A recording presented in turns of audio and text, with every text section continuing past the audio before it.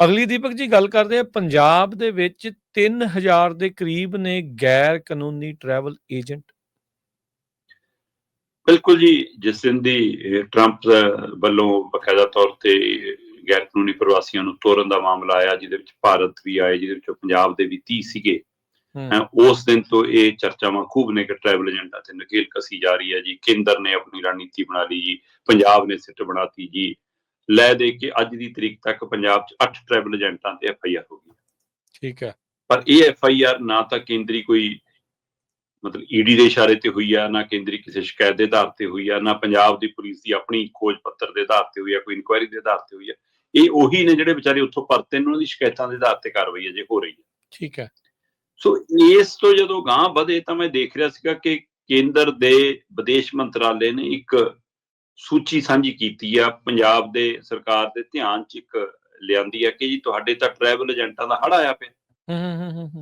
ਤੇ ਮੈਂ ਦੇਖਣ ਦੀ ਕੋਸ਼ਿਸ਼ ਕੀਤੀ ਉਹ ਸੂਚੀ ਨੂੰ, ਜਦੋਂ ਤੱਕ ਹੈਰਾਨੀਜਨਕ ਤੱਥ ਸਾਹਮਣੇ ਆਏ ਰਾਜਕਰਮੀ ਸਿੰਘ ਜੀ, ਉਹ ਕਹਿੰਦੇ ਕਿ 212 ਪੰਜਾਬ ਦੇ ਵਿੱਚ ਰਜਿਸਟਰਡ ਇਮੀਗ੍ਰੇਸ਼ਨ ਏਜੰਟ ਨੇ। ਠੀਕ ਹੈ, ਪੰਜਾਬ 'ਚ ਰਜਿਸਟਰਡ 212 ਨੇ, ਜਿਹਦੇ ਵਿੱਚੋਂ 64 ਦੇ ਲਾਇਸੈਂਸ ਜਾਂ ਰੱਦ ਨੇ ਜਾਂ ਸਸਪੈਂਡ ਨੇ ਜਾਂ ਉਹਨਾਂ ਦੀ ਖਾਰਜ ਹੋ ਗਏ ਨੇ। ਸੋ 200 ਲੈ ਦੇ ਕੇ ਫਿਰ 150 ਦੇ ਗੇੜ ਚ ਬਚਦਾ ਬਸ। ਤੋ ਸਹੀ ਮਾਇਨੇ 'ਚ 150 ਏਜੰਟ ਹੀ ਇੱਥੇ ਰਜਿਸਟਰਡ ਹੈ ਜੀ। ਫਿਰ ਇਸ ਤੋਂ ਅਗਾਂਹ ਜਦੋਂ ਦੇਖੀਏ ਤਾਂ ਇਹਨਾਂ ਰਜਿਸਟਰਡ ਦੇ ਹਵਾਲੇ ਨਾਲ 4-5 ਜ਼ਿਲ੍ਹੇ ਤਾਂ ਅਜਿਹੇ ਨੇ ਜਿੱਥੇ ਕੋਈ ਵੀ ਨਹੀਂਗਾ। ਮਤਲਬ ਇਹ ਮੰਨ ਸਕਦਾ ਕੋਈ ਪੰਜਾਬ ਦਾ ਕਿ ਕੋਈ ਜ਼ਿਲ੍ਹਾ ਤਾਂ ਕਿਉਂ ਤਾਂ ਪਿੰਡ ਨਹੀਂ ਵਜਾ ਜਿੱਥੇ ਏਜੰਟ ਨਾ ਬੈਠਾ ਹੋਵੇ। ਸਹੀ ਗੱਲ। ਇਹ ਰਜਿਸਟਰਡ ਦੇ ਵਿੱਚੋਂ ਕਹਿੰਦੇ ਜੀ ਪਠਾਨਕੋਟ 'ਚ ਹੈ ਨਾ, ਸ਼੍ਰੀ ਮੁਕਤਸਰ ਸਾਹਿਬ 'ਚ, ਤਰਨਤਾਰਨ 'ਚ, ਫਿਰੋਜ਼ਪੁਰ, ਫਰੀਦਕੋਟ, ਫਾਜ਼ਿਲਕਾ, ਮਲੇਰਕੋਟਲਾ, ਇੱਥੇ ਕੋਈ ਵੀ ਏਜੰਟ ਨਹੀਂ ਹੈਗਾ। ਇਸੇ ਤਰ੍ਹਾਂ ਫਤਿਹਗੜ੍ਹ ਸਾਹਿਬ ਦੇ ਵਿੱਚ ਕਹਿੰਦੇ ਇੱਕ ਹੈ ਜੀ, ਉਹਦਾ ਵੀ ਲਾਇਸੈਂਸ ਰੱਦ ਹੈ। ਇਸੇ ਤਰ੍ਹਾਂ ਸੰਗਰੂਰ 'ਚ 2 ਨੇ ਜੀ, ਉਹਨਾਂ 'ਚੋਂ ਵੀ ਇੱਕ ਦਾ ਲਾਇਸੈਂਸ ਰੱਦ ਹੈ। ਇਸੇ ਤਰ੍ਹਾਂ ਮਤਲਬ ਕਿ ਸ਼ਹੀਦ ਭਗਤ ਸਿੰਘ ਨਗਰ ਉੱਥੇ 3 ਨੇ, ਉੱਥੋਂ ਵੀ ਇੱਕ ਦਾ ਲਾਇਸੈਂਸ ਰੱਦ ਹੈ। 212 ਚੋਂ ਸਭ ਤੋਂ ਵੱਧ ਜੇਕਰ ਰਜਿਸਟਰਡ ਕਿਤੇ ਹੈਗੇ ਸੀ ਤਾਂ ਉਹ ਜਲੰਧਰ 'ਚ ਨੇ 84। ਠੀਕ ਹੈ। ਆਪਾਂ ਪਹਿਲਾਂ ਵੀ ਦਿਨ ਗੱਲ ਕਰ ਰਹੇ ਸੀ ਕਿ ਇਹ ਜਲੰਧਰ ਤੋਂ ਸ਼ੁਰੂ ਹੋ ਕੇ ਕੰਮ ਕਿੱਧਰ ਨੂੰ ਜਾਂਦਾ ਤੇ 84 ਨੇ। 84 ਚੋਂ ਜਿਹੜੇ 64 ਆਪਾਂ 212 ਚੋਂ ਕਹਿ ਕੇ ਹੈ ਕਿ ਰੱਦ ਨੇ, ਉਹਨਾਂ ਚੋਂ ਸਭ ਤੋਂ ਵੱਧ ਵੀ ਜਲੰਧਰ 'ਚ ਨੇ। 16 ਕਿੱਲੇ ਜਲੰਧਰ ਦੇ ਨੇ ਜਿਨ੍ਹਾਂ ਦੇ ਲਾਇਸੈਂਸ ਰੱਦ ਨੇ ਜਾਂ ਸਸਪੈਂਡ ਨੇ।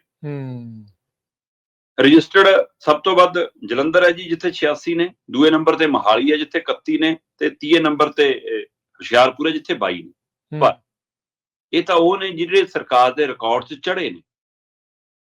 ਤੁਸੀਂ ਦਰੁਸਤ ਫਰਮਾਇਆ, ਇਸੇ ਵਿਦੇਸ਼ ਮੰਤਰਾਲੇ ਦੀ ਰਿਪੋਰਟ ਦੇ ਵਿੱਚ 3000 ਦੇ ਗੇੜ 'ਚ ਗੈਰ ਕਾਨੂੰਨੀ ਟਰੈਵਲ ਏਜੰਟ, 2730 ਗੈਰ ਕਾਨੂੰਨੀ ਟਰੈਵਲ ਏਜੰਟਾਂ ਦੀ ਸੂਚੀ ਉਹਨਾਂ ਨੇ ਪੰਜਾਬ ਸਰਕਾਰ ਨਾਲ ਸਾਂਝੀ ਕੀਤੀ ਹੈ। ਕਿਹਾ ਤੁਹਾਡੇ ਰਾਜਕਰਨ ਜੀ, ਇਹ ਉਹ ਨੇ ਜਿਨ੍ਹਾਂ ਦਾ ਕੋਈ ਰਿਕਾਰਡ ਬੋਲਦਾ ਹੋਊਗਾ। 2730 ਵੀ ਉਹ ਨੇ ਜੀ। ਨਹੀਂ ਤਾਂ ਅੱਜ ਕੱਲ ਮੋਬਾਈਲ ਏਜੰਟ ਬਹੁਤ ਨੇ ਨਾ।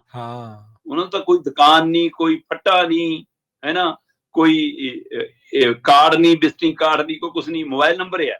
ਹਾਂਜੀ। ਤੇ ਅੱਜ ਸਥਿਤੀ ਪੰਜਾਬ 'ਚ ਇਹ ਆ ਕਿ ਤੁਸੀਂ ਕਿਸੇ ਸ਼ਹਿਰ ਮੁਹੱਲੇ ਗਲੀ ਚਲੇ ਜਾਓ, ਤੁਸੀਂ ਕਹੋ ਜੀ ਅਸੀਂ ਇੱਥੇ ਮਕਾਨ ਲੱਭਣਾ ਹੈ, ਪਲਾਟ ਲੈਣਾ, ਤਾਂ ਜੇ ਤੁਸੀਂ ਪ੍ਰੈਸ ਵਾਲੇ ਨੂੰ ਪੁੱਛੋਗੇ ਉਹ ਵੀ ਕਹਿ ਦੂਗਾ ਕੋਈ ਨਾ ਜੀ ਮੈਂ ਵੀ ਇਹੀ ਕੰਮ ਕਰਦਾ, ਮੈਂ ਤੁਹਾਨੂੰ ਪਲਾਟ ਦਵਾ ਦੂੰ, ਮੈਂ ਪ੍ਰਾਪਰਟੀ ਡੀਲਰ ਹਾਂ। ਤੁਸੀਂ ਕਿਸੇ ਸਬਜ਼ੀ ਵਾਲੇ ਨੂੰ ਪੁੱਛੋਗੇ ਉਹ ਵੀ ਕਹੂਗਾ, ਉਸ ਮੁਹੱਲੇ ਦੀ ਦੁਕਾਨ ਵਾਲੇ ਨੂੰ ਪੁੱਛ ਲਓਗੇ ਉਹ ਵੀ ਕਹੂਗਾ ਮੈਂ ਹੀ ਕਰਦਾ ਜੀ ਪ੍ਰਾਪਰਟੀ ਡੀਲਰ, ਹੈ ਨਾ। ਸੋ ਇਸ ਲਈ ਹਰ ਕੋਈ ਬਣਿਆ। ਉਸੇ ਤਰ੍ਹਾਂ ਦਾ ਪੰਜਾਬ 'ਚ ਆ ਟਰੈਵਲ ਏਜੰਟ ਵੀ ਹਰ ਕੋਈ ਬਣਿਆ, ਜਿਹਦੇ ਨਾਲ ਮਰਜੀ ਆਪਣਾ ਰਿਸ਼ਤੇਦਾਰ ਕਰਦਾ, ਬਾਈ ਜੀ ਆਪਣਾ ਮਿੱਤਰ ਕਰਦਾ ਜੀ, ਆਪਾਂ ਤੁਹਾਨੂੰ ਗੱਲ ਕਰਾ ਦਿੰਦੇ। ਸਭ ਕਮਿਸ਼ਨ ਵਾਲਾ ਖੇਡ ਚੱਲ ਰਿਹਾ। ਤੇ ਇਸ ਸਥਿਤੀ ਦੇ ਵਿੱਚੋਂ 2730 ਉਹ ਨੇ ਜਿਨ੍ਹਾਂ ਨੇ ਕੋਈ ਘੱਟੋ ਘੱਟ ਦਫ਼ਤਰ ਖੋਲਿਆ ਹੋਊਗਾ, ਕਿਤੇ ਕੋਈ ਐਡਰੈਸ ਪਤਾ ਦਿੱਤਾ ਹੋਊਗਾ, ਕਿਤੇ ਕਾਗਜ਼ੀ ਪੱਤਰੀ ਬੈਠ ਕੇ ਕੰਮ ਕਰਦੇ ਹੋਣਗੇ, ਉਹ ਨੇ ਇਹ।